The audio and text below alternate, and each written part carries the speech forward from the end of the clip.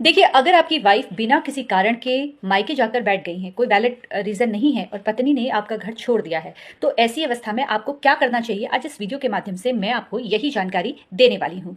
देखिए, बहुत सारे ऐसे मामले होते हैं जहाँ पर पति-पत्नी के बीच में मामूली सी बात हो जाती है, लेकिन पत्नी एक बड़ा कदम उठा लेती है, वो अपने ससुराल का घर छोड़कर मायके जाकर बैठ जाती है। अब ऐसी अवस्था में पति को क्या करना चाहिए? देखिए, जब पत्नी मायके जाकर बैठती है, तो उसके बाद पति से ये कहा जाता है कि तुम्हारी पत्नी बहुत मामूली सी बात को लेकर मायके चली गई है, बिना तुम्हें बताए उसने ससुराल का घर छोड़ दिया है। तो ऐसी पत्नी से आप बात ना करो, वो स्वयं आपके पास वापस आएगी। ऐसे कुछ रिश्तेदार होते हैं जो पति को यही एडवाइस देते हैं, और जब काफ़ी लंबा समय हो जाता है तो उनसे वो यही कहते हैं कि आपको ऐसी पत्नी के साथ नहीं रहना है और आप तलाक के पेपर उन्हें भिजा दीजिए।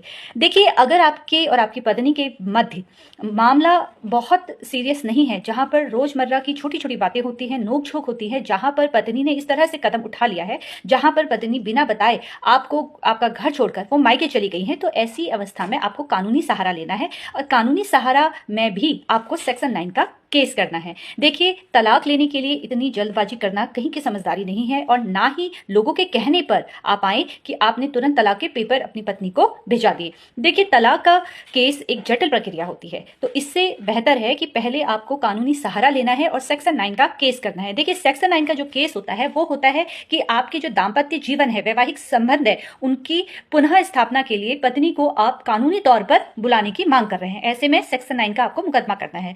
अब पत्नी के पास जब सेक्शन 9 का मुकदमा आता है, तो पत्नी आपको ये बताएगी कि वो आना चाहती है या नहीं आना चाहती है, या क्या कारण है जो वो नाराज होकर मायके में बैठी हुई है। अगर न्यायालय के द्वारा सेक्शन 9 की डिग्री पारित हो जाती है, आपके पक्ष में फैसला आ जाता है, तो न्यायालय जबरन आपकी पत्नी को यह आदेश नहीं दे सकता है कि आपको इनके साथ रहना ही है, यानी कि पत्नी को बाध्य नहीं किया जाता है। लेकिन सेक्शन 9 करने के कुछ फायदे भी होते हैं। अगर सेक्शन 9 के केस में के बावजूद पत्नी नहीं आ रही है, तो फिर आप तलाक के लिए याचिका दायर कर। लेकिन सबसे पहले मैं आपसे यही कहूंगी कि पहले आपको आपसे समझौता करना है, बात करनी है उनसे, और उसके बाद अगर वो फिर भी नहीं मानती है तो आपको सेक्शन 9 का केस करना है। ध्यान रखिए, किसी के बहकावे में आकर तलाक जैसी प्रक्रिया को ना चुने। तलाक लेना या फाइल करना काफ़ी आसान होता है, लेकिन इसकी प्रक्रिया काफ़ी जटिल होती है। इसलिए कानूनी सलाह मैं आपको यही दूंगी कि यहाँ पर आपको सेक्शन 9 का केस करना है। फिलहाल इसी तरीके से कानूनी जानकारी आप मुझसे प्राप्त करते रहें। धन्यवाद।